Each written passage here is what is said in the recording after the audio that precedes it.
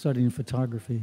Ugyanabba a filmiskolába jártunk, ahol természetes fényképészetet tanultunk. And we met actually at the hanging of a picture show, a photographic show in the student union. És a diákkormányzatnak a And Vishakadevi writes in her memoirs that when she saw me, a voice went off in her head saying, "He's the one."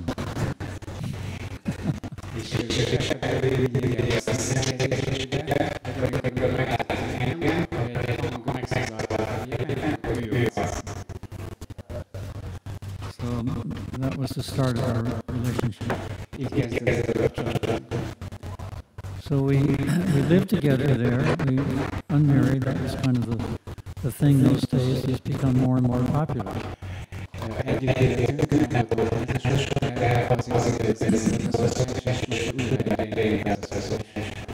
She was an undergraduate and I was in the graduate school.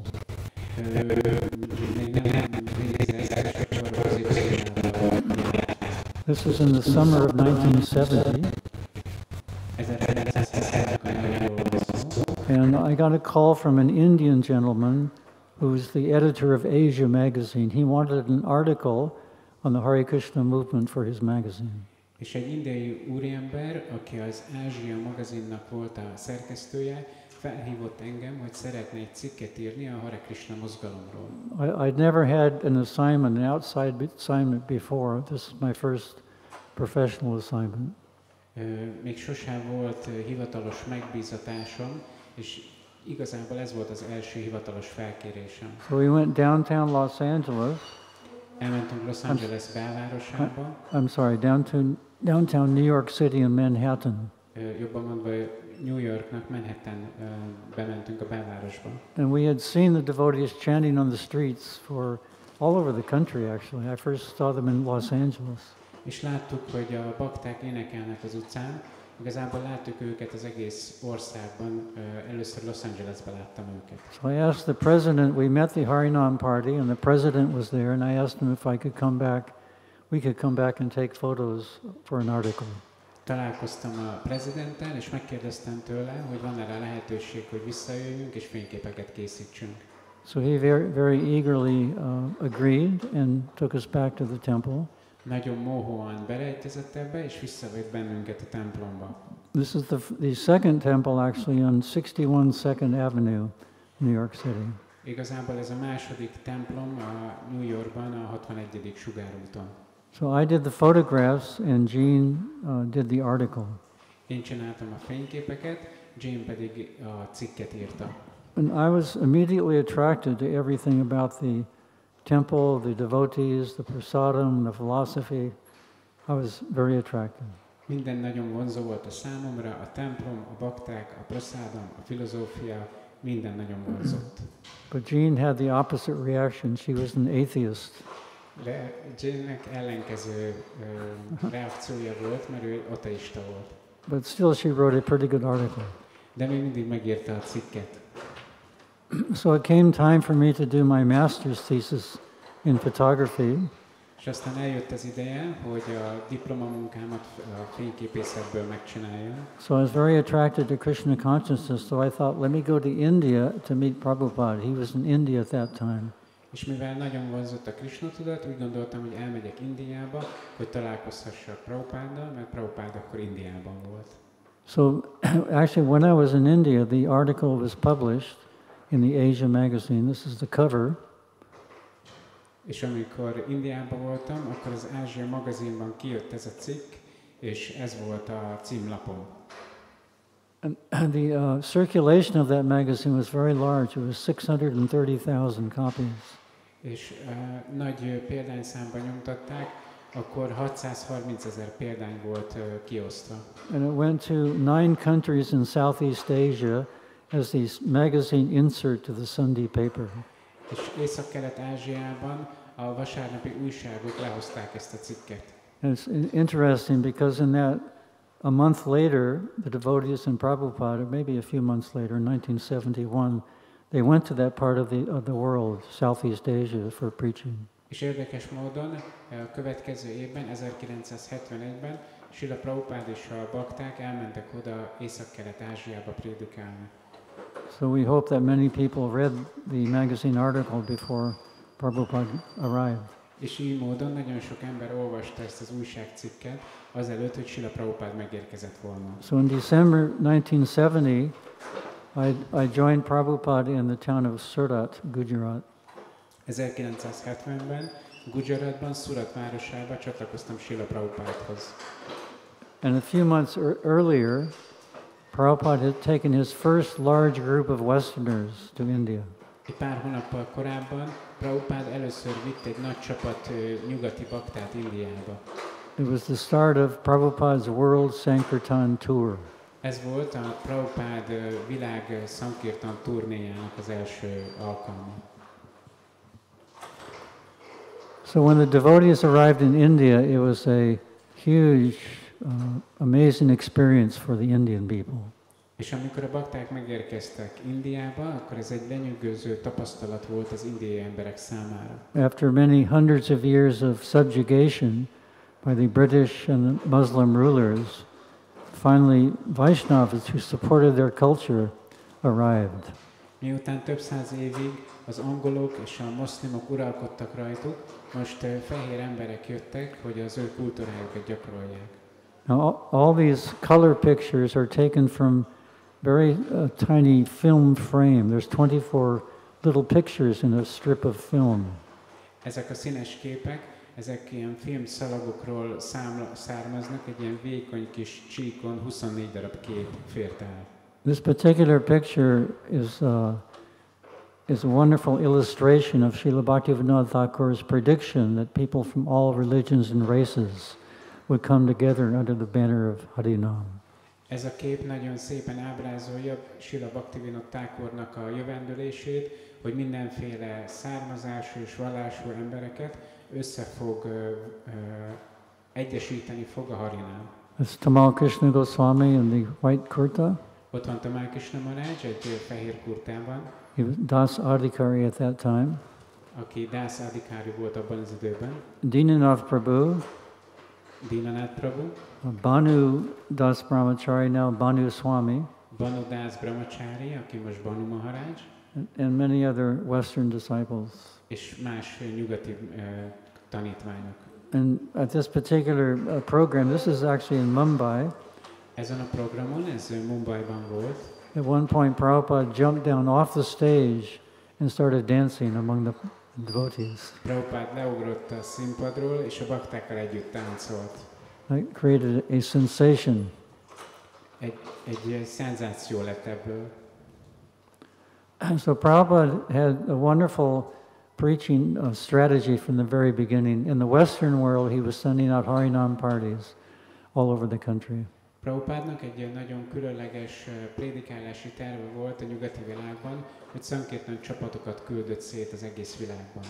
And very quickly, all over the Western world, this is such an exotic sight to people that everyone took notice. Who are these people? Where are they coming from? És nagyon gyorsan az egész nyugati világban, mivel annyira különlegesen néztek ki a bakták, hogy mindenki elkezdett érdeklődni afelől, hogy kik ezek, vagy mi ez a dolog. And in India, he did the same thing. Prabhupada toured all over India by train, sometimes plane, but the devotees would travel by train. Indiában Prabhupád ugyanezt csinálta, vonattal utaztak, Prabhupád néha repülővel, de a bakták mindig vonattal utaztak. And each stop they would jump off the train and start kirtan. És minden állomáson leugrottak a vonatról, és kirtan tartottak. And as we know, whenever something unusual happens in India, hundreds of people immediately gather. És ahogy tudjuk, Indiában, hogyha valami szokatlan dolog történik, akkor egyből több száz ember oda gyűlik. So in that way, very quickly, the whole of India knew that the Western Vaishnavas had come. És így nagyon gyorsan egész India tudott róla, hogy a nyugati vaisnavák eljöttek. So I met Prabhupada in the town of Surat, as I mentioned. This is Surat. Ez Suratban van, itt találkoztam Srila Prabhupáddal. This was an amazing reception by the whole town. The whole town was devotees of Krishna. Az egész város csodálatosan fogadta a baktákat, mivel az egész város az egy bakta város. And this is a changing bodies exhibit. Ez egy testcsere bemutató. So this is how I arrived. A crow amongst swans. Így érkeztem én, egy varjú a hattyúk közé. But it was the photographer's dream. Ez a fényképészeknek az álma. Compared to the reception the New Yorkers gave the devotees. Completely opposite. Az, ahogy fogadtak, az az ellentéte volt annak, mint ahogy New Yorkban fogadtak engem a bakták. The whole town turned out to meet the devotees and greet them. Az egész város ott volt, hogy találkozhasson a baktákkal. This is the second night I was there. There was a huge program. Ez volt a második este, amikor ott voltunk, egy hatalmas program volt. They closed off the streets and the whole town came. Thousands of people. Lezárták az utakat, és nem csak, hogy sok ezren, hanem az egész város eljött. So at this particular engagement, Prabhupada spoke, there was kirtan, and then he asked his disciples to speak. Ezen a programon beszélt Prabhupád, kirtan volt, és beszélnek. And then he turned to me and asked me to speak. És utána hozzám fordult, és kért engem is, hogy beszéljek. And I didn't know anything about anything. Én meg semmiről se tudtam semmit. But I just expressed my appreciation at how the townspeople welcomed the devotees. Hanem csak kifejeztem a köszönetemet a városiaknak, hogy így fogadták a baktákat. Actually, one of the dignitaries of the town said that even if the Prime Minister Indira Gandhi had come, she would not have received the reception that Prabhupada received. Igazából az egyik városvezető azt mondta, hogy ha a miniszterelnök Indira Gandhi látogatott volna el hozzájuk, akkor sem fogadták volna őt így, mint ahogy Srila Prabhupádot. So let me go back a little bit. The night I arrived, I showed Prabhupada that magazine article. Kicsit visszamegyek, aznap este, amikor megérkeztem, akkor megmutattam Srila Prabhupádnak ezt a cikket. And he appreciated it very much. Nagyon tetszett neki. And then he turned to me and he said, I asked him if I could stay and travel with the party for a couple of months to do my master's thesis. És akkor hozzám fordult és megkérdezte, hogy pár hónapra csatlakoznák-e a csapatához. And he turned to me and he said, are you going to become a devotee? És hozzám fordult és megkérdezte, hogy te bakta akarsz lenni? And I said, I don't think so, Prabhupada. Én meg azt válaszoltam neki, hogy hát nem hinném, Prabhupád. He knew better. De jobban tudta. So then Prabhupada said something shocking. He said, then you cannot stay. És akkor Prabhupád valami sokkolót mondott, azt mondta, hogy akkor nem maradhatsz. So I didn't know what to do. Anyway, the devotees put me up that night, and I got up the next morning. Nem tudtam, hogy mit csináljak, de aznapra adtak szállást a bakták, másnap felkeltem. And the devotees didn't say anything, and Prabhupada didn't say anything, and I stayed for 2 months. És se a bakták nem mondtak semmit utána, se Prabhupád nem mondott utána semmit 2 hónapig. So that was a lesson, because if you're in association of devotees and you don't become a devotee, then it's not very productive. Ez egy lecke volt számomra, hogyha a bakták társaságában vagy, de te magad nem válsz baktává, akkor hát az úgy nem igazán működik. But also Prabhupada knew our hearts. Anyone Prabhupada met, he knew who they were. De Prabhupád látta mindenkinek, hogy mi van a szívébe, bárkivel is találkozott, akkor tudta, hogy mi van a szívébe. He saw the covering, he saw the soul, he saw the dirt, basically. Látta a befedettséget, látta a lelket, és látta azt a port, ami befedi. And he knew how to guide each and every one of us. És tudta, hogy mindannyiunkat hogyan vezessen. So every day in Surat, there would be Harinam party through the streets. Minden nap Suratban Harinám csapatok mentek az utcákon. And the newspaper would print the route of the Harinam party every day. És az újságok minden nap megírták, hogy merre vannak a Sankirtan csapatok. So the people in that area would decorate the streets and get ready to receive the devotees. Szóval a bakták a városnak azon a részein feldíszítették az utcákat, hogy készen álljanak fogadni a baktákat. Hold on. So you can see how eager the people were to receive the Harinam party. Láthatjátok, hogy az emberek milyen mohók voltak, hogy láthassák és fogadhassák a Harinam csapatot. So I was taking all the black and white photographs for my thesis. A fekete-fehér fényképeket, ezt a diplomamunkámhoz készítettem. And the color photographs are from the little film frames. És a színes fényképek, azok meg ebből a filmkockákból vannak. We couldn't go very far with the Harinam party because every house wanted to come out and greet the devotees. És a Harinam csapatok nem igazán haladtak, mert minden házban azt akarták az emberek, hogy menjenek be hozzájuk. This is Malati Devi. Ez Malati Devi. Do you recognize her? Felismeritek? Yes. And Prabhupada every morning would take his morning walk near the river. Srila Prabhupád minden reggel a reggeli sétáját, ezt a folyónak a partján csinálta. That's Durlab Prabhu in the back leading the Boy Scouts in Harinam. Ez Durlab Prabhu, aki a fiú cserkészeket vezeti Harinamon. Everywhere we went, the people would just join in kirtan. Bárhová is mentünk, az emberek csak csatlakoztak a kirtanhoz. That's the blessing of a birth in India. Ez az előnye annak, az áldása annak, ha valaki Indiában születik. It doesn't take much to bring out the bhakti. Nem sokba kerül kihozni a bhaktit. You can see that little camera on his wrist. That's a 8mm camera, movie Látjátok camera, a csuklóján ezt a kamerát, ez egy 8 mm-es kamera, film camera. filmes kamera. This is a small village outside the town of Surat. Prabhupada would have many engagements per day. Ez egy kicsi falu Suratnak a külvárosában. Prabhupádot nagyon sok helyre hívták minden nap. In this particular lecture, he was very animated. We took many shots of him lecturing. És ez a lecture nagyon mozgalmas volt, és sok készítettem. It's Nanda Kumar Prabhu, Prabhupada's servant for many years. Ez Nanda Kumar Prabhu, aki Prabhupád szolgája volt sok éven keresztül. This is Mangal Arti in Srila Prabhupada's room. Ez Srila Prabhupádnak a szobájában van. The room was very tiny, but all 25 devotees, myself and Prabhupada were there. Nagyon pici a szoba, de 25 bakta, Prabhupád meg én is ott voltunk bent.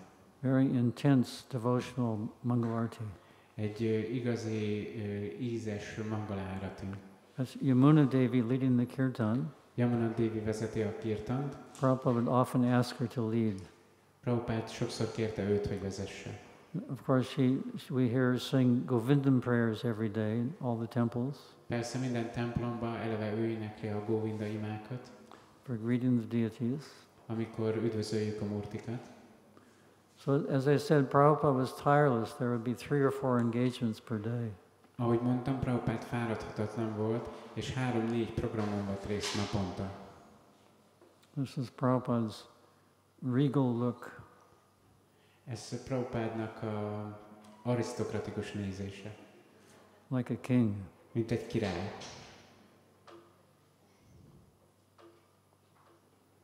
So Prabhupada was hosted by the man with the Gandhi cap, not the one paying pranams, but the one next to him. Prabhupádot fogadta a Gandhi pártnak a vezetője, ez aki közvetlenül ott ül mellett ebben a sapkában. His name was Mr. Jariwala. He was a banker. Úgy hívták, hogy Jariva úr, egy bankár volt. He had a 3-story house hosting all the devotees in Prabhupada. És egy 3 szintes háza volt, és ő látta vendégül Prabhupádot és az összes baktát. And when he was saying goodbye to us, he paid obeisances and he asked for forgiveness for any offenses. És amikor elköszönt, akkor lehódolt, és bocsánatot kért, hogyha elkövetett bármi sértést. He didn't commit any offense, rather we committed offenses to him. Ő nem követett el semmi sértést, mi követtünk el sértést ő ellene.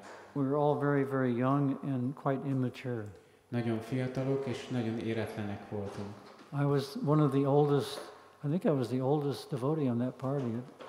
Sorry, Shyam Sundar was older, but I was 26. Azt hiszem, én voltam a legidősebb bakta, Shyama Sundar idősebb volt, de én voltam 26 éves. So most of the devotees have been in the movement just for a few years. A legtöbb bakta maximum egy pár éve volt a mozgalomban. And coming to India, we were expected to know the practices of the culture. És amikor Indiában voltunk, akkor hát kellett volna tudnunk, hogy ott van egy kultúra, amit követünk. We made many mistakes.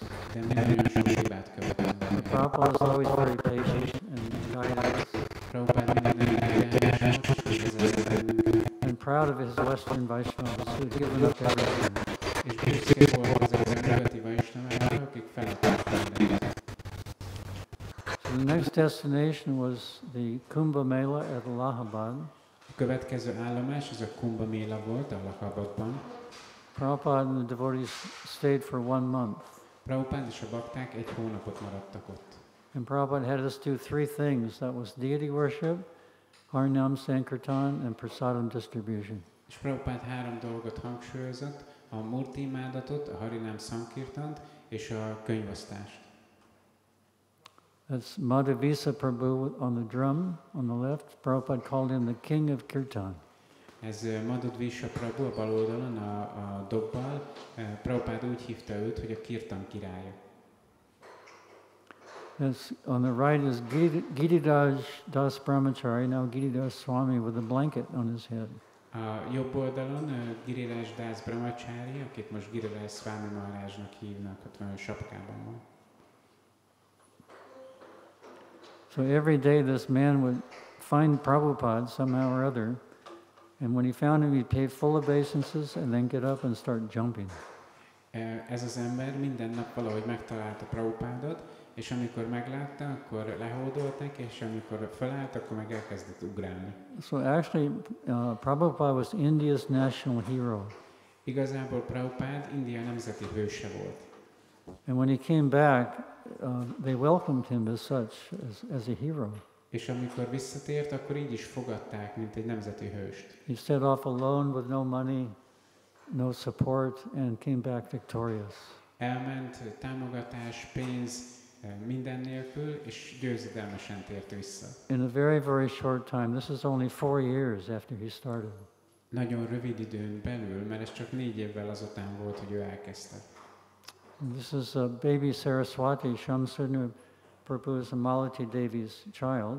Ez a Saraswati, a kisgyerek, Shyama Sundarnak és Málatinak a kislánya.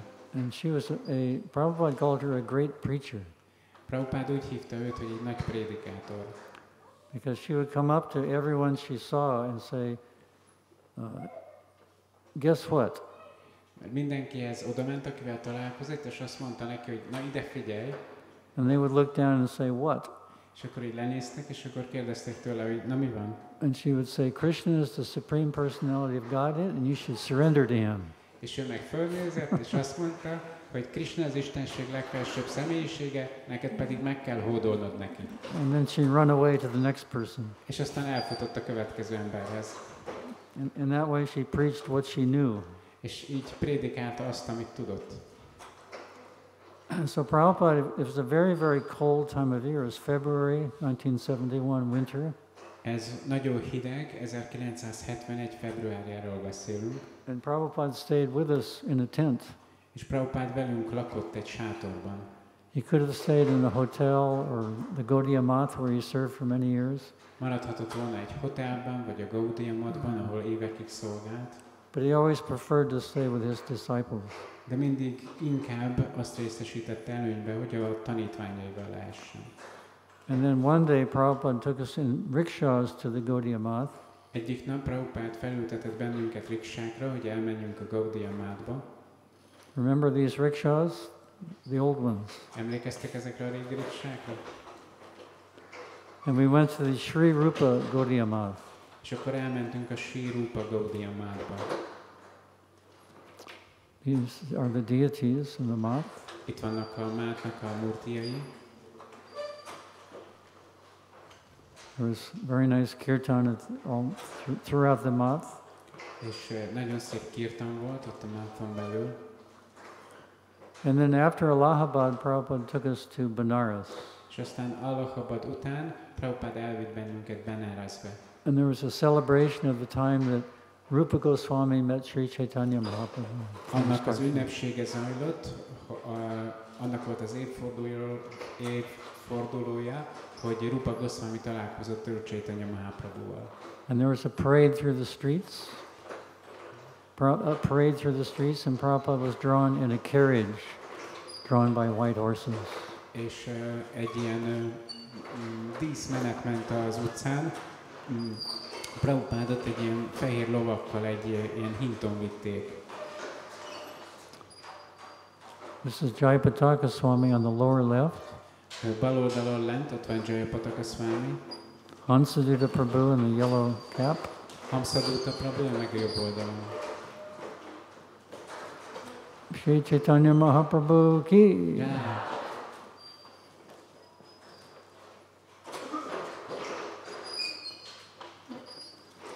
We're currently restoring all these old films, so the quality will be even better from the little still photographs. Most helyreállítjuk ezeket a régi filmeket, és akkor így minőségi képeket fogunk kapni, valamint ezeket a pici filmeket tudunk. At 47 hours of film, which we're restoring, there's 24 frames in 1 second. 24 little pictures. 24 képeket így helyezni egy másodperc. So in total of 47 hours, there's 4,060,800 little pictures. És ezt 47 órán keresztül csináltuk, ami azt jelenti, hogy több mint 4 millió kép készült el így. These can be used in many, books and publications. Ezeket lehet használni könyvekben és kiadványokban.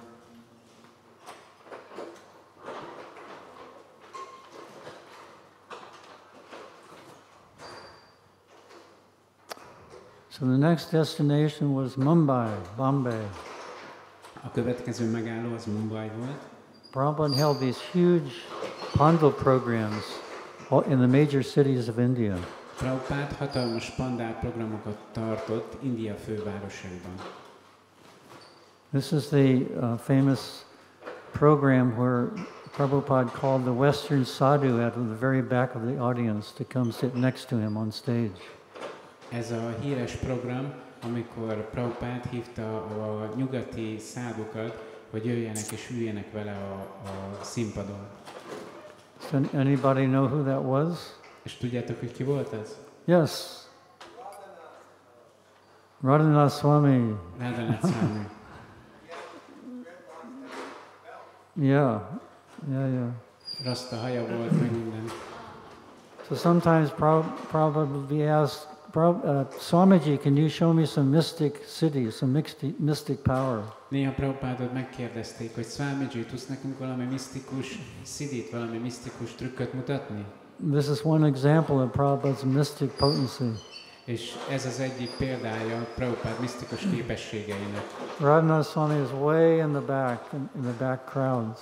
Rādhāṣṭamī, ő nagyon hátul volt a tömegnek a hátulján. And Prabhupada sent Gurudas Prabhu to go in the back and bring him forward to sit next to him on stage. És Prabhupád Gurudas Prabhut küldte el, hogy hozza oda és hogy ültesse fel mellé a színpadra. So Prabhupada also, he didn't say that was his mystic power, but when he was asked that, he said, "This is my mystic power," and he pointed to his devotees. Prabhupád, amikor megkérdezték tőle ezt, akkor ő rámutatott a baktákra, és azt mondta, hogy ez az én misztikus erőm. Because that's real mystic power. To produce some ashes or gold, what use is that? To change someone's consciousness, that's real productive. Mert ez az igazi misztikus erő, hogy valaki aranyemberemben vagy hajlandóan megszállni, vagy valaki meg tudja mások tudatát változtatni, az az igazi misztikus erő. I think this tent is going into ecstasy. Azt hiszem, hogy a zsások kezd extázisba. Some kind of kirtan. Valami írtomba kezdett. Haribol!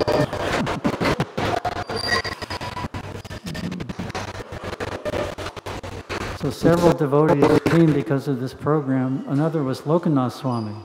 Sok bakta jött ebből a programból, a másik az Lokanátszvámi. And this is the first time he met the devotees. He didn't meet Prabhupada at that time, but he met devotees. Ez volt az első alkalom, hogy találkozott a baktákkal, ha bár előtte már találkozott Prabhupáddal. Another person was a devotee from Canada. His name is Yadhubara Prabhu. Egy másik bakta, ő Kanadából származott. So he was really listening very carefully to Prabhupada, but he couldn't understand very much. Nagyon figyelmesen hallgatta Srila Prabhupádot, de nem igazán értett belőle semmit. Because of his accent. A kiejtése miatt. But he told me later, in fact he speaks about his encounter, that one understanding, one thing came through, and that was the word surrender. De mondta később, és ez benne van a visszaemlékezésében, hogy egy dolog az átjött neki, az pedig egy szó volt, az, hogy meghódolás. And eventually he did. És végül meg is csinálta. So the last day of the 10-day program was a marriage on stage. A 10 napos programnak az utolsó napján volt egy házassági ceremónia színpadon. And the bride is from Sweden, and the groom is from Sweden and the bride from Australia. A vőlegény Svédországból, a mennyasszony meg Ausztráliából származott. And at the end of the program, Prabhupada gave a talk, and he said, "This marriage is the real United Nations." És Prabhupád a program végén tartott egy beszédet, és azt mondta, hogy ez az esküvő, ez az igazi ENSZ. And when he said that, 20,000 people cheered. És amikor ezt mondta, akkor 20 000 ember kezdett újongani. Haribo. Well, this is Subal Swami doing the fire sacrifice. Ez Subal Swami a tűzáldozat alatt. And you can see that Western sadhu in the upper left-hand corner with the long locks. És a bal sarokban látjátok ezt a nyugati szádút a hosszú hajával. Do you see him? Látjátok őt? Yeah, that's Rādhāṣṭamī. Az Rādhāṣṭamī. So Jean was back in America wondering what happened to John. Aztán Jane New Yorkban, ő azon gondolkozott, hogy vajon mi történt Johnnal. I had been writing her letters telling her of my experience and adventures. Írtam neki leveleket a tapasztalataimról és a kalandjaimról. And urging her to join me in India. És arra biztattam, hogy csatlakozzon hozzám Indiában. So in March 1971, during this Pandal program, she came. És 1971-ben ezen a Pandal programon végül el is jött. So I had finished taking my photographs of the devotees, and she wanted to do another article on a quaint Indian village untouched by Western technology. És befejeztem a fényképeket a baktákkal, és ő akart írni egy cikket egy félreeső indiai faluról, amit egyáltalán nem ért el a nyugati civilizáció. So we didn't know where to go, so we asked Prabhupada, explained our project, our idea, and we asked him, where should we go? Which village? Nem tudtuk, hogy hová menjünk, úgyhogy elmeséltük ezt a tervünket Prabhupádnak, és megkérdeztük tőle, hogy hová menjünk, melyik faluba. So he said, wherever you go, you'll get your camera stolen and they will cheat you. Prabhupád meg azt mondta, hogy akárhová is mentek, el fogják lopni a kamerátokat, és be fognak benneteket csapni. And then he said, best to go to Vrindavan. És utána azt mondta, hogy a legjobb az, ha Vrindavanba mentek. So before we went to Vrindavan, we wandered around Mumbai taking our art photographs. Mielőtt elmentünk volna Vrindavanba, Mumbaiban jártunk, és fényképeket csináltunk magunknak.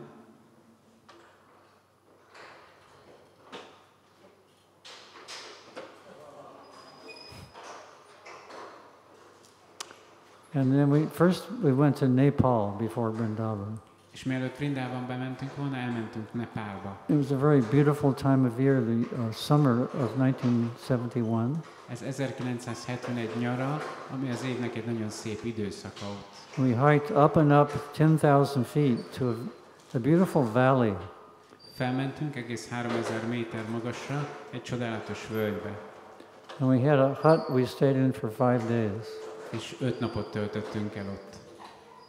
I brought one book with me, that was the Bhagavad Gita as it is, the first Macmillan edition.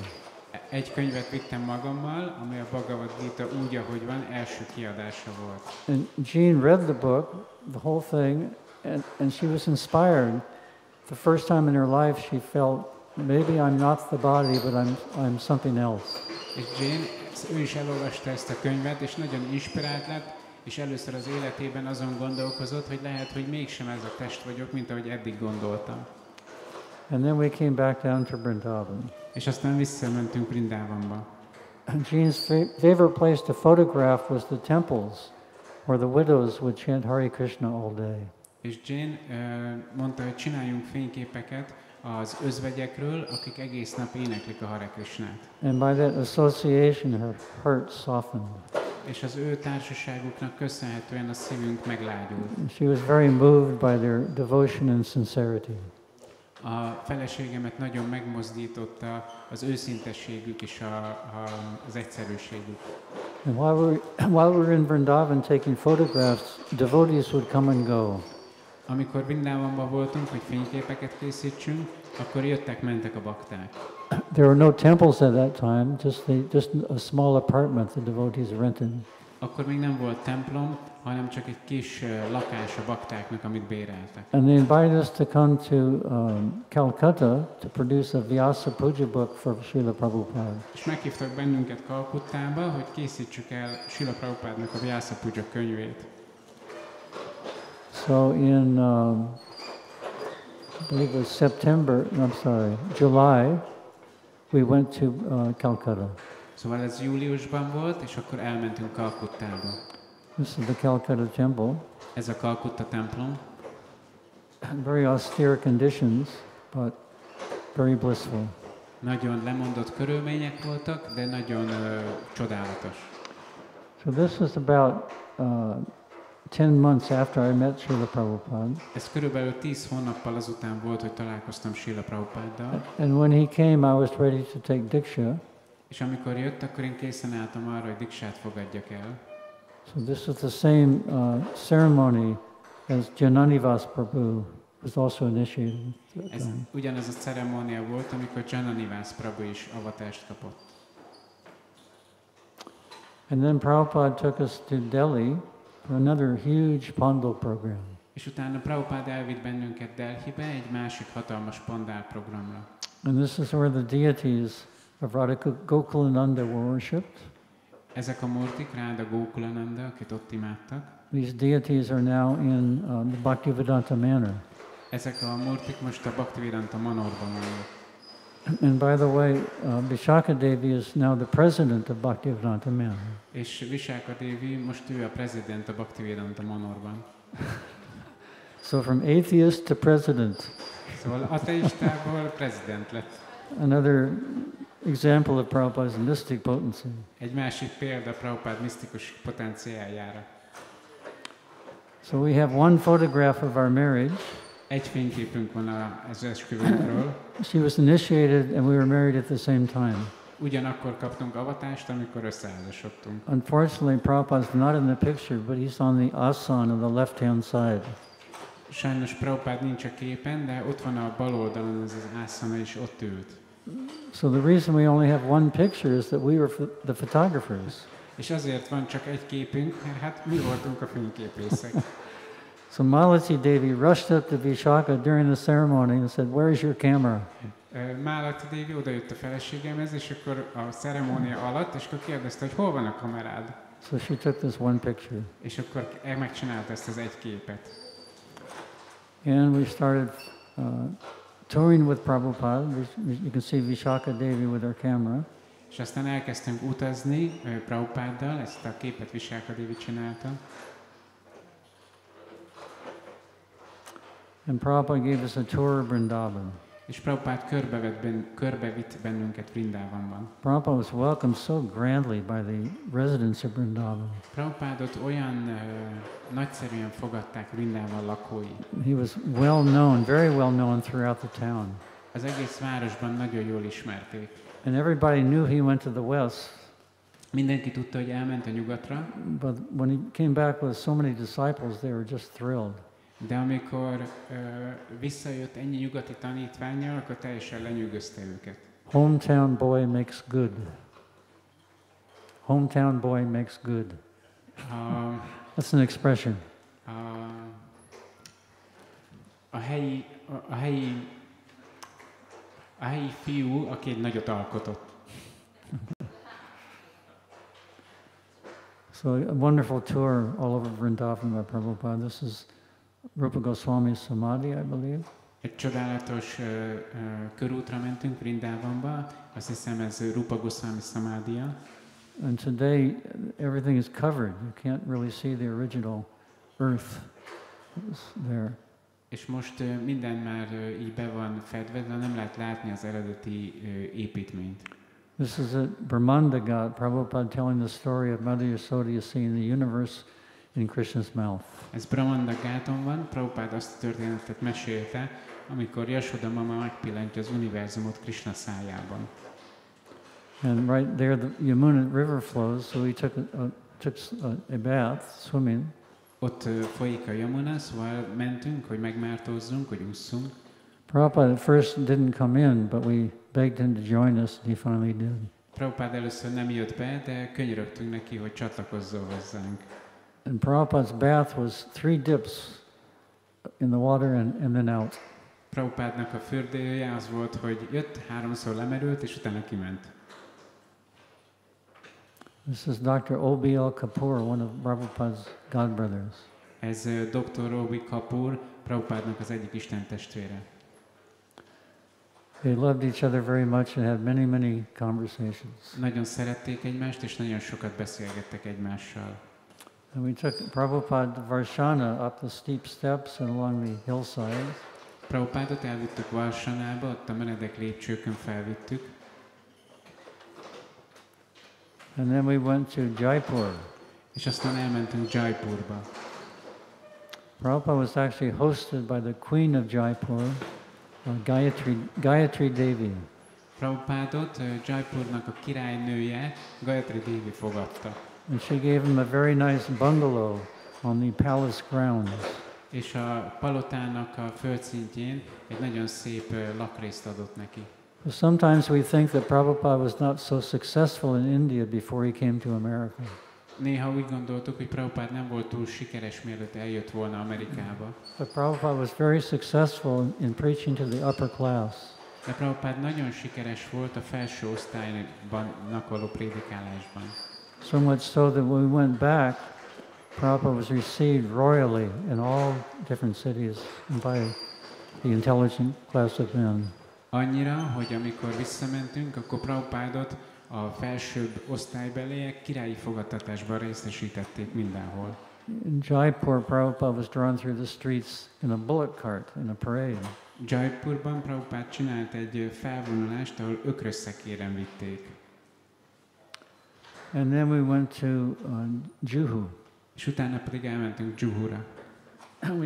We know the struggle that Prabhupada went through to acquire that property. Tudtuk azt a sok nehézséget, amin Prabhupádnak keresztül kellett mennie, hogy megkapja ezt a birtokot.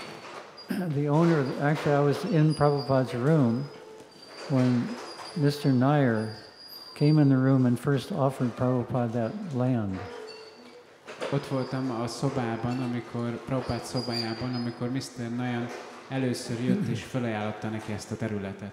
Now remember, he was very nervous and sweating and uncomfortable. Emlékszek, hogy nagyon ideges volt, izzadt és ilyen nagyon zavarban volt. And naturally so, because the previous owner of the land that he sold the property to, Mr. Nair used different tactics to force him off the property and keep the down payment. És ez azért volt, mert az előző tulajdonos, akitől Mr. Nair megszerezte ezt a földet, ő vele különböző taktikákkal érte el, hogy elhagyja azt a területet. So he planned to do the same thing with Prabhupada. És azt tervezte, hogy ugyanazt fogja csinálni Prabhupáddal. But you don't do that to a powerful acharya. De ezt nem csinálhatod egy hatalmas ácsárjával. He met an untimely end. Egy korai véget ért ezzel. That whole history of Hare Krishna land is now in a book by Giriraj Swami. A teljes történet a Hare Krishna landdel kapcsolatban megtalálható Giriraj Swaminak a könyvében. And I believe the title is I'll Build You a Temple. És azt hiszem az a címe, hogy itt építsünk egy templomot. Prabhupada wanted a book like that. He wanted an account of that struggle. Prabhupada akarta, hogy le legyen írva ez a nehézség. Prabhupada always saw struggles as an opportunity for more preaching. Prabhupada a nehézségeket mindig úgy látta, hogy ez plusz lehetőség a prédikálásra. And that's exactly what happened in Mumbai with the property. Ugyanezt történt Mumbaiban is a területtel. At one point, the city municipal corporation came with a demolition squad to smash the temple. Egy ponton a városi építési hatóság egy bontó brigádtal megjelent, hogy lebontsák a templomot. That was really a stupid move. Ez egy igazi ostoba lépés volt. Because the whole of the country was outraged that a Hindu temple was demolished. Mert az egész ország fel volt háborodva ezen, hogy egy hindu templomot ők le akarnak rombolni. So Krishna gave the opposition no intelligence. Krishna az ellenkezést adta nekik az intelligencia helyett. It was a great victory. És végül mi egy nagy győzelmet arattunk. This is Prabhupada at the groundbreaking ceremony for the new temple. Aztán itt van Prabhupada az új templomnak az alapkőle helyezésé ceremónián. So Vishaka Devi and I served for 2.5 years in the Juhu project. Vishaka Devi és jó magam 2,5 évig szolgáltunk a Juhu projektben. I remember carrying around brochures to go to people to raise funds to build the temple. Emlékszek, hogy brosúrákat hordtam körbe, amit adottam az embereknek, hogy adományokat gyűjtsünk a templom építésére. But we were living in pretty much abject poverty. És ez azt jelenti, hogy nagy szegénységben éltünk. I remember we were all living in one hut along with the deities in the beginning. Emlékszem, hogy ott éltünk, és ott voltak már a murtik. Ladies at one end and the men on the other end. És ott voltak a hölgyek az egyik oldalon, az urak a másik oldalon. And it was quite intense, a very intense time. Nagyon intenzív időszak volt. I remember Vishaka Devi moved her room to the roof of one of the apartment buildings. És emlékszek, hogy Vishaka Devi fogta magát és átköltözött az egyik épületnek a tetejére. And there was a wall around the roof about this high. Volt egy ilyen magas fal a tetőn.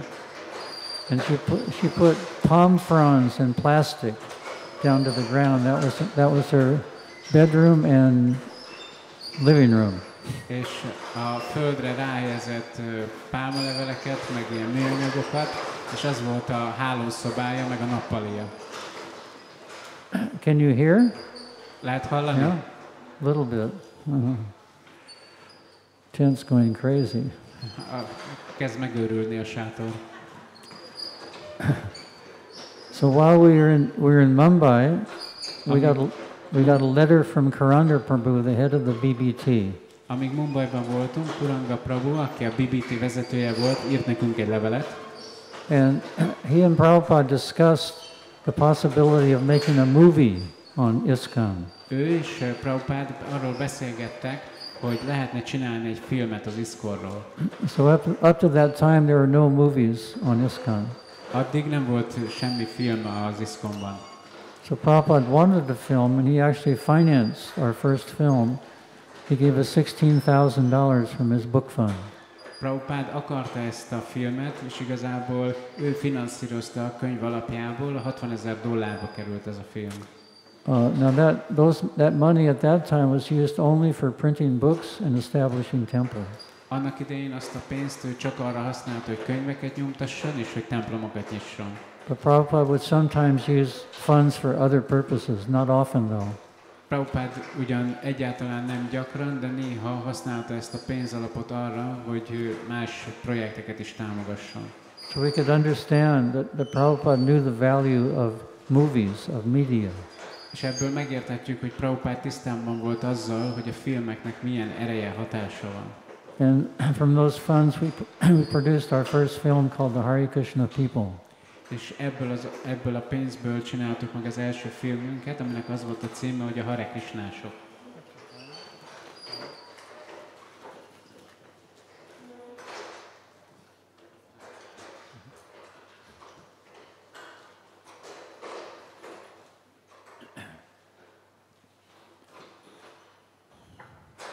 This is the camera I used.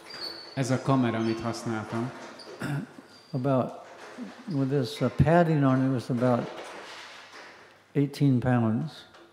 How many kilos? 8 kilos. Ez körülbelül 8 kiló. And the padding you see is to keep the camera quiet.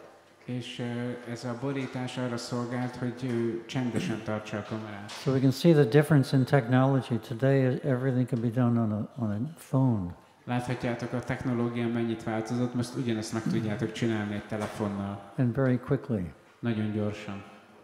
This is the tape recorder that Vishaka used for taping the audio.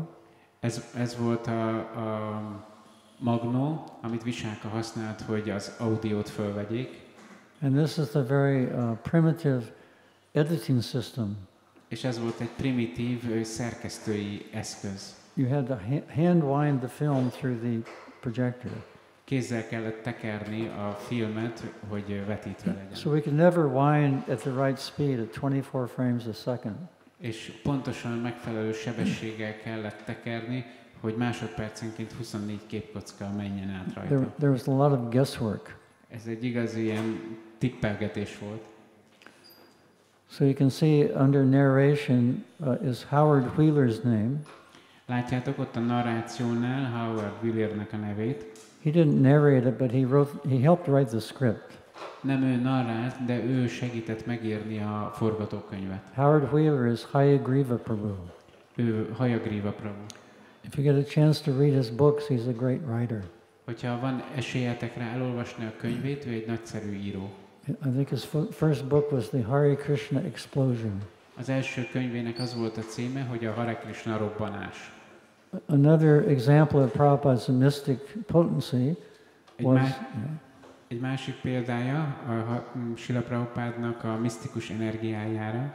This is about 6 years after Prabhupada started, 1973. Ez 1973, körülbelül 6 évvel azután, hogy Prabhupád elkezdte.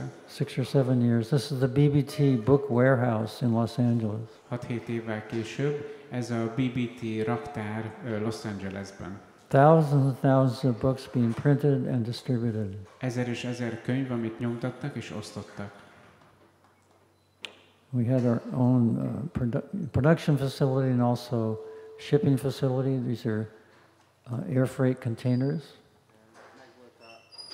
Megvolt a nyomtatás, a szállítás, és ezek ilyen légmentesen záródó dobozok, amiben szállítottuk a könyveket. And we tried to show all aspects of the ISKCON movement at that time. És megpróbáltuk bemutatni az ISKCON mozgalmának minden aspektusát abban az időben. Prabhupada's meeting the chief minister of UP. Prabhupád itt Uttar Pradeshnak a vezető miniszterével találkozik.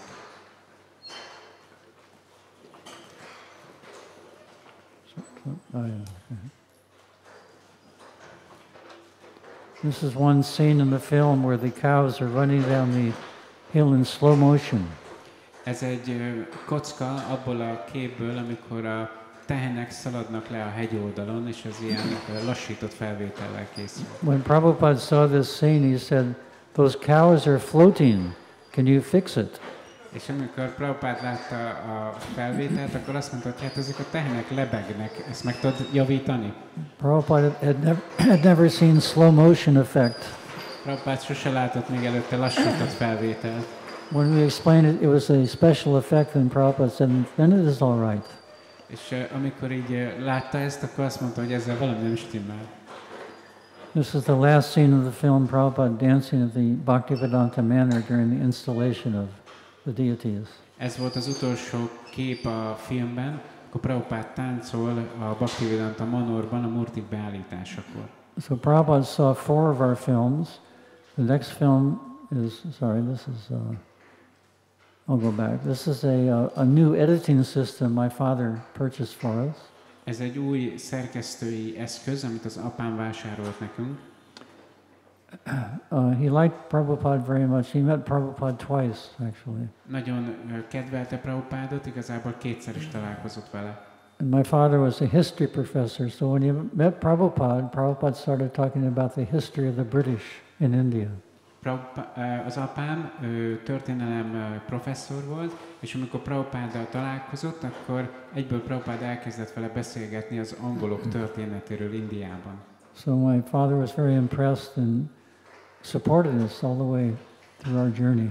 És Prabhupádot, az apukámat ez nagyon lenyűgözte, és azért nagyon támogatott bennünket, hogy utazhassunk Prabhupáddal. So Prabhupada knew how to preach to everyone. Prabhupád tudta, hogy hogyan prédikáljon mindenkinek. It's like he sent Vishaka and Devi and I to Vrindavan, and that really changed her heart. Amikor Visákával ott voltunk Vrindavanban, akkor ez Visákának nagyon megváltoztatta a szívét. Also outside people who know nothing about the movement like my father. És nem csak az övét, hanem olyan külső emberekét is, akik semmit se tudtak a mozgalmukról, mint az apám. This is the second film that Prabhupada saw. It's called Brilliant as the Sun. Ez a második film, amit Prabhupád látott, ez azt mondja, az a címe, hogy Ragyogó, mint a nap. Prabhupada asked for something to show his godbrothers at the 1975 Gaur-Punim Festival in Mayapur. Azt hiszem, ez 1975-ben volt, Mayapurban, a Gaur-Punim Fesztiválon. Prabhupád kérte, hogy csináljunk valamit, amit megmutathat az Isten testvéreinek. He wanted to show them how he was carrying out the order of Srila Bhaktisiddhanta Saraswati to print and distribute books. Meg akartam mutatni, hogy ő hogyan viszi véghez a lelki tanítómesterük Bhaktisiddhanta Saraswati Thakurnak az utasítását, hogy nyomtasson és osszon könyveket. So I discussed with Rameshwar Prabhu, the head of the BBT at that time, what should we do? Megbeszélte Rameshwar Prabhuval, aki a BBT-nek a vezetője volt akkor, és kérdezte tőle, hogy mit csináljunk. So we decided to produce a film showing the book production facility in Los Angeles. És úgy döntöttek, hogy csinálnak egy filmet, ami bemutatja a Los Angeles-i könyvkészítést. And the structure of the film is that we follow one verse of the Bhagavatam all the way to Prabhupada speaking it to the final book. És egy vers alapján volt az egész forgatókönyv a Bhagavatamból, ahogy Prabhupád beszél róla, és utána, hogy jelenik meg végül az a könyvben. So this is the verse we chose. This Bhagavat Purana is as brilliant as the sun. Ez az a vers, amit választottunk, ami azt mondja, hogy ez a Bhagavat Purana, ez olyan ragyogó, mint a nap. A very famous verse from the Bhagavatam. Nagyon híres vers a Bhagavatamból. This is the book production facility in Los Angeles. Ez a Los Angeles-i könyvnyomtatási hely. As each step of the book production facility was finished, they'd check it off on this board. És amikor bemutattuk ezt, akkor itt volt egy ilyen lista, hogy mi minden történik ott. So all the typing was done by this Mataji. She was a very fast typer. Minden gépelést ez a Mataji csinálta, aki nagyon gyorsan tudott gépelni. It'd all be stored in this cassette, and that was handed to Archita Prabhu, who would put it in that machine, and the machine would print out. És utána ezt egy kazettára tették, és ez alapján, a kazetta alapján készült a nyomtatás. By the way, Archita Prabhu is still working in the BBT 50 years later. És most Archita Prabhu még mindig a BBT-ben dolgozik 50 évvel később. Archita Prabhu ki. Yeah. And then we photographed, we filmed one painting all the way from the beginning to the end of the production. És lefilmeztük, hogy hogyan készül egy festmény a legelejétől kezdve egészen addig, hogy készen van.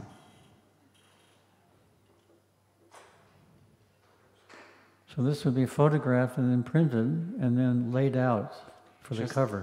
És aztán ezt lefényképeztük, kinyomtattuk, és ez lett a borító. Again, very tedious production facilities back then compared to now. És annak idején ez egy nagyon macerás előállítási folyamat volt mostahhoz képest. All our films are actually, this is coming from a pen drive. Ez egy pendrive-on van. If you told me 30 years ago that you could put all the films on a little tiny piece of metal, I wouldn't have believed you. Hogyha valaki annak idején azt mondta volna, hogy az összes fényképedet föl tud rakni egy ilyen picike kis fénydarabra, hát biztos nem hittem volna. Hare Krishna. And then finally printing. És végül itt a nyomtatás. And then we showed how the books are shipped all over the world. És megmutattuk azt is, hogy a könyveket hogyan szállítjuk ki az egész világra. And Prabhupada was very fond of the reviews by the famous professors from famous universities. És Prabhupádnak nagyon tetszett, hogy híres egyetemeknek a professzorai írták a véleményüket a könyvről. And the final scene of the movie is Gopa Vrindabal Prabhu, a great book distributor at that time, distributing that same volume of the Bhagavatam. És a filmnek az utolsó része, ez Gopa Vrindapal Prabhu, aki akkor egy híres könyvosztó volt, és ez a filmen ezt a könyvet osztja, amiről szólt a film. So the businessman on the right, he's actually a devotee. Ez az üzletember, aki ott van, ez igazából egy bakta. And they both have microphones on them. Mind a kettőjük viselt mikrofont. And I was across the street filming. Én meg az utca túloldaláról filmeztem őket. So we took that film to India. Elvittük ezt a filmet Indiába. And we would sit in Prabhupada's room with this projector called a Fairchild projector. És volt ez a projektorunk Indiában, ezt használtuk. It looked like a businessman's briefcase. Úgy nézett ki, mint egy aktatáska. And it would fold up, everything would fold up into the briefcase. És így össze lehetett hajtani, hogy beférjen ebbe a táskába. And you could immediately show the film in 30 seconds. És így 30 másodperc alatt kész volt a vetítőgép. So we would sit in Prabhupada's room and he'd receive guests and speak to them very cordially. Ott voltunk a Prabhupád szobájában, voltak vendégei, akikkel így beszélgetett. And even if there was only one guest, he would turn to me and said, "You have that film."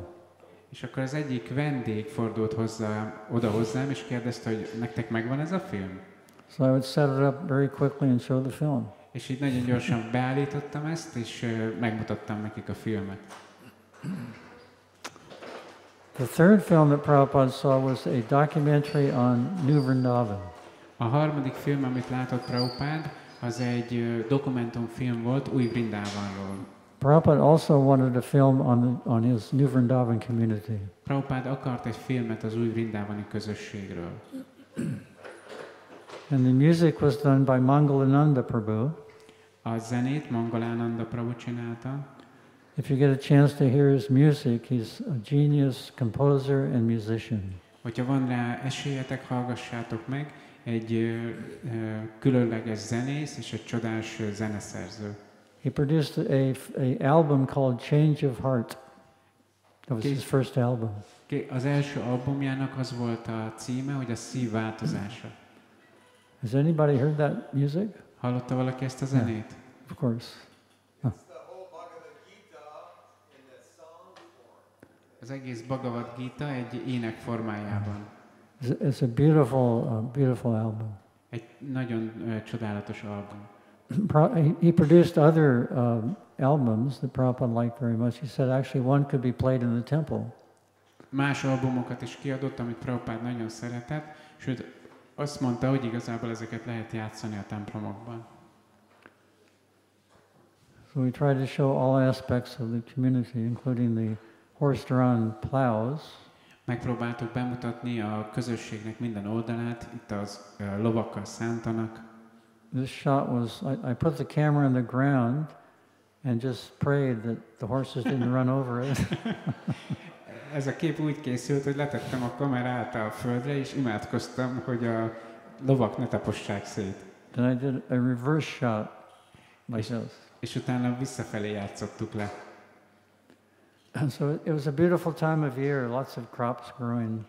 Nagyon jókor mentünk az évben, minden zöld volt, minden nőtt. And then Prabhupada was very proud of the milk production in New Vrindavan. Prabhupád nagyon büszke volt az új vrindávani tejtermelésre. These cows would give up to 40 liters of milk a day. Ezek a tehenek 40 liter tejet adtak naponta. In India, that's unheard of. Indiában nem is hallottak még ilyenről. We had a piece of glass over the lens. Ez egy üvegen keresztül készült. And we showed the birth of a calf. Megmutattuk a bocikat.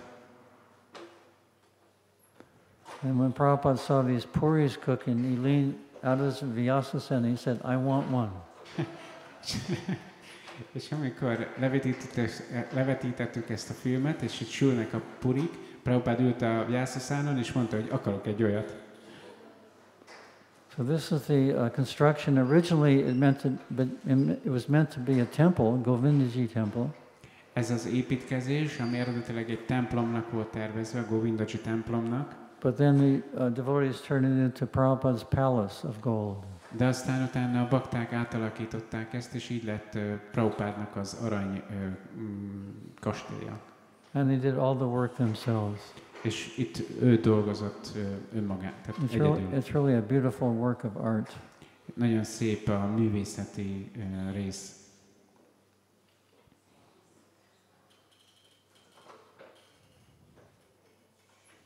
They get thousands of visitors every year. Minden évben több ezernyi látogatójuk volt.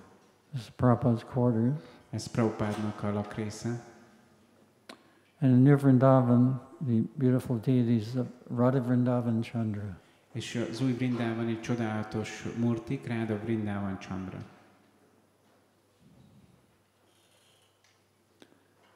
So the last scene in the film is Harinam on the hill. Az utolsó jelenet a filmben, az a dombtetőn egy harinám volt. I was in a helicopter. Egy helikopterben ültem. Hanging out the side. Lógtam ki az oldalán. I wish I had a drone. Jobb lett volna, hogyha lett volna egy drónom. My grandson has a drone. Az unokámnak van egy drónja. A lot cheaper and safer. Sokkal olcsóbb és biztonságosabb. And the last film was actually a request by the Bhaktivedanta Institute, the scientific branch of ISKCON. Az utolsó filmet azt a Bhaktivedanta Intézet, az ISKCON tudományos részlege kérte. To prove how life comes from life and not matter. Hogy bizonyítsuk, hogy az élet az életből jön, nem pedig anyagból. So it's a conversation, it's a dramatic film, a conversation between two college students. Ez egy ilyen film, ami két főiskolai hallgatónak a beszélgetését mutatja. One is studying biology and learning about how life comes from matter. Az egyik biológiát tanul, azt tanulja, hogy az élet hogyan jött létre az anyagból. And the student on the left is in a religion course studying the Bhagavad Gita as it is. És a baloldali, ő pedig egy vallás tanulmányozó, aki a Bhagavad Gita úgy, ahogy van, olvassa. So he's very enlivened and convinced by the philosophy, and he's trying to explain to his friend. Nagyon így fel van villanyozódva, és próbálja ezt a filozófiát elmagyarázni a barátjának. This is the biology professor. Ez a biológia professzor. And these are all devotee actors. Ezek mind bakta színészek.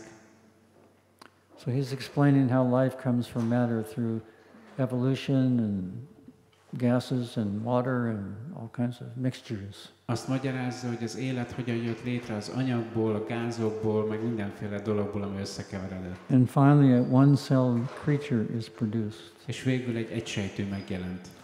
And by the way, this is beyond all mathematical reasoning and logic. Egyébként ez matematikailag teljesen lehetetlen.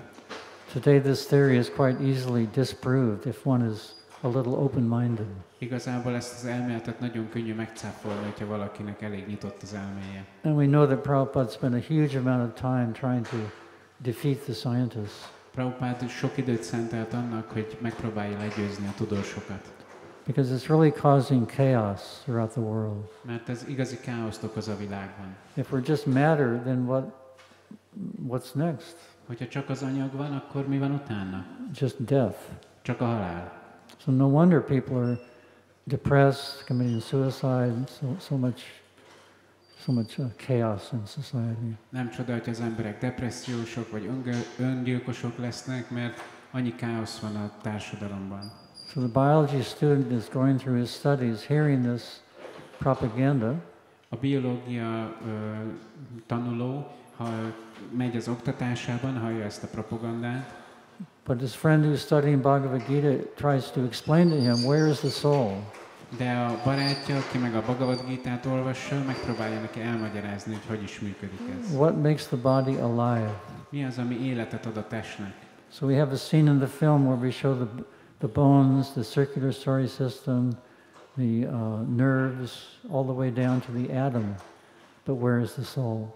Van a filmben egy rész, ahol megmutatjuk a csontvázat, az idegrendszert, a vérkeringést, és bemegyünk egészen az atomig, hogy nézzük meg, hogy hol is van a lélek. Another scene in the film is showing changing bodies from birth to death, just by showing hands. A másik része a filmnek, az mutatja a születéstől halálig vezető utat, csak azzal, hogy kezeket mutat.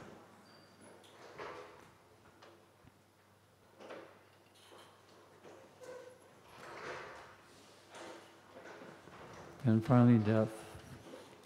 És végül a halál. And then we have a scene in actually my apartment. We turned it into a operating room. És lakásunkat átalakítottuk egy műtővé. These are all devotees. Ezek mind bakták. Devotee doctors. Orvos bakták. And it was actually directed by a nurse, devotee nurse, who worked in the operating room. És egy bakta nővér mutatta, hogy mit kell csinálni, aki nővérként dolgozott. So the person dies on the operating table and they're trying to bring him back to life. A főszereplő meghal a műtőasztalon, és az orvosok meg próbálják újraéleszteni. Using all kinds of methods, electric shock treatment, injections, pumping the heart. Mindenféle dolgot próbálnak, elektromos sokkot, injekciót, szívmasszást. But the commentary is, once the soul has left the body, there's nothing you can do to bring it back. De a kommentár az, hogy amikor a lélek elhagyja a testet, akkor már semmit sem tudsz csinálni, hogy újra életre kezd. And the next scene in the film is the cemetery where the relatives are mourning for the body. És a következő jelenet az a temetőben van, ahol a családtagok gyászolják az elhunytat. And the priest does the final rites. És a pap bemutatja a végső rítusokat.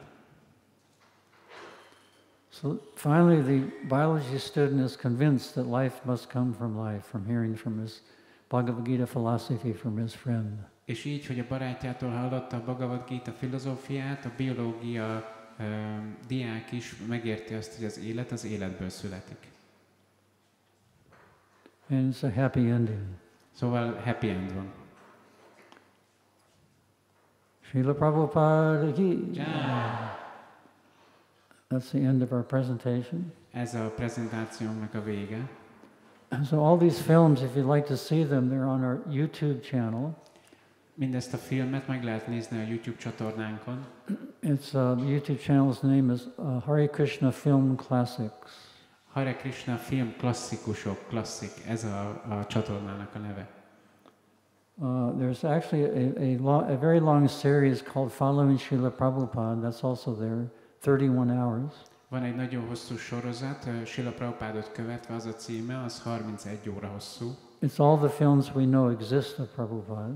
Az összes film, amiről tudunk, hogy létezik, amin rajta van Srila Prabhupád. And it accompanies commentary by those who were there at the time, commenting on the particular scene in the film.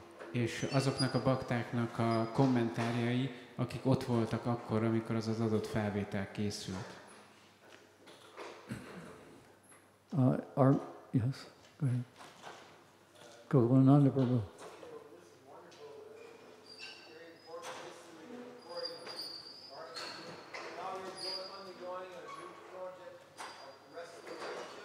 Yeah.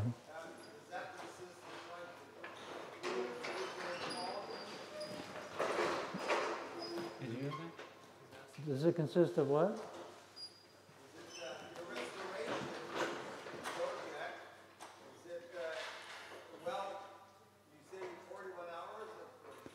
For 47 hours.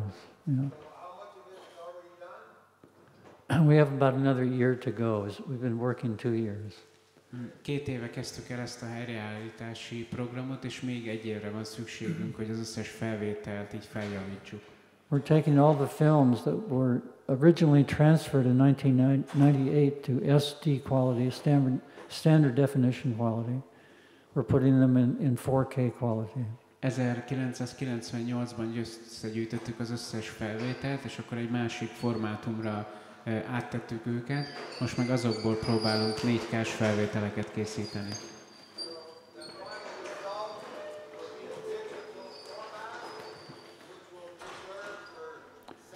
Yeah, it'll be digital format. We'll store hard drives in different parts of the world, store it on the cloud also, several clouds. Szóval ezek digitális felvételek lesznek, amit a világ különböző tájain tudunk tárolni, feltöltjük a felhőbe.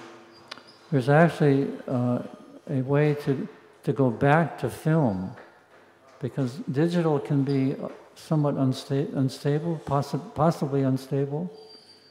És utána ezeket a felvételeket vissza fogjuk tenni filmre, mert a digitális változatok azok mindig instabilak. So you put it back on film, and that film is estimated to last 300 years. Viszont ha filmre tesszük vissza, akkor várhatólag az 300 évig használható marad. That's very, very expensive. De ez nagyon drága folyamat. We haven't collected funds for that. Arra még nem gyűjtöttük össze a Lakshmit. But we'll see. De meglátjuk. I mean, storing in digital format in different places of the world is a good guarantee. Az, hogy digitális formában a világ különböző területein tároljuk, az már egy elég jó garancia.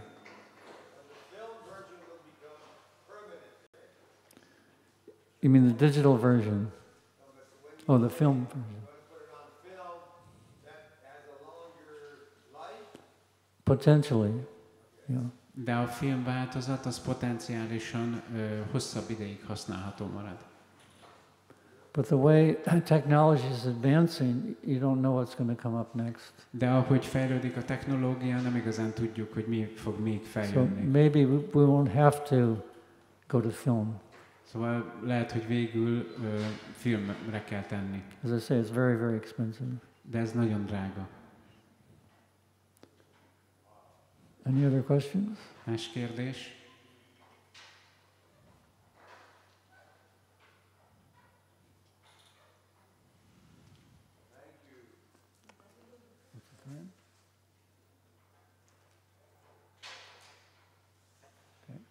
We're a little over time. Thank you very much for coming today. Köszönöm, hogy eljöttetek. Srila Prabhupada ki. Jai. Hare Krishna.